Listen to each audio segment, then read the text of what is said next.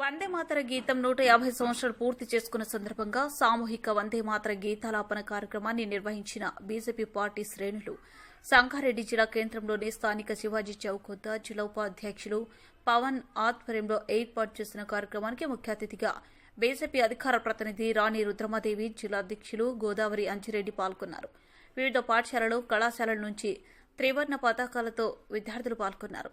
వందే మాతరం స్ఫూర్తి ప్రతి భారతీయుడిలో నిండి ఉందని, స్వతంత్ర సంగ్రామంలో అసువులు బాసిన మహనీయుల చరిత్ర అఖండ భరతవాణిని సాధించుకోవడానికి వారధి అని ఆమె పేర్కొన్నారు.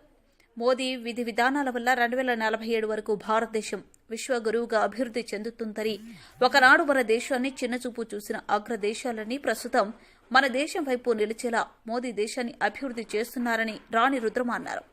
ఈ కార్యక్రమంలో బీజేపీ నాయకులు దేశ్ పాండే, కాశీనివాసు, విజయ్, మురళీధర్ రెడ్డి, ప్రవీణ్, గురునాథ్ మరియు విద్యార్థులు తదితరులు పాల్గొన్నారు.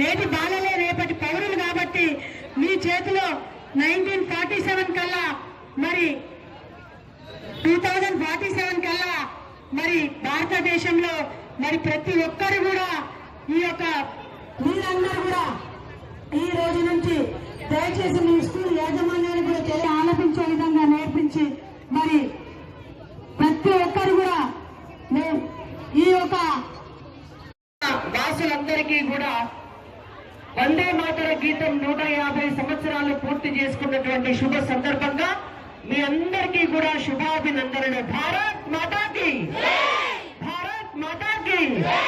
స్వతంత్ర సమర యోధులందరినీ కూడా గుర్తు చేసుకోవాల్సినటువంటి తరుణం ఇది. ఎందుకంటే మనందరికీ కూడా అంటే మాకంటే మీరు ఇంకా చిన్నపిల్లలు కాబట్టి ఇప్పుడున్నటువంటి పిల్లలందరికీ కూడా వందే మాతరం, జనగణమన అనేటువంటి గేయాలను కేవలం మనం ఆగస్టు 15 నాడో జనవరి 26 నాడో పాడుకుంటామనేటువంటి విషయమే చాలా మందికి తెలుసు. కానీ భారతీయ జనతా పార్టీ మాత్రం భారతీయ జనతా పార్టీ పుట్టిన రోజు నుంచి ఈ రోజు వరకు కూడా ఏ కార్యక్రమం నిర్వహించినా కూడా జాతీయ గీతంతో మొదలుపెట్టి జాతీయ గీతంతో పూర్తి చేసి దేశభక్తిని మేము కాపాడుతాము అని చెప్పి కంటిన్యూ చేస్తున్నటువంటి ఒక పొలిటికల్ పార్టీగా భారతీయ జనతా పార్టీ కార్యకర్తలుగా మేము చాలా గర్వపడతాం.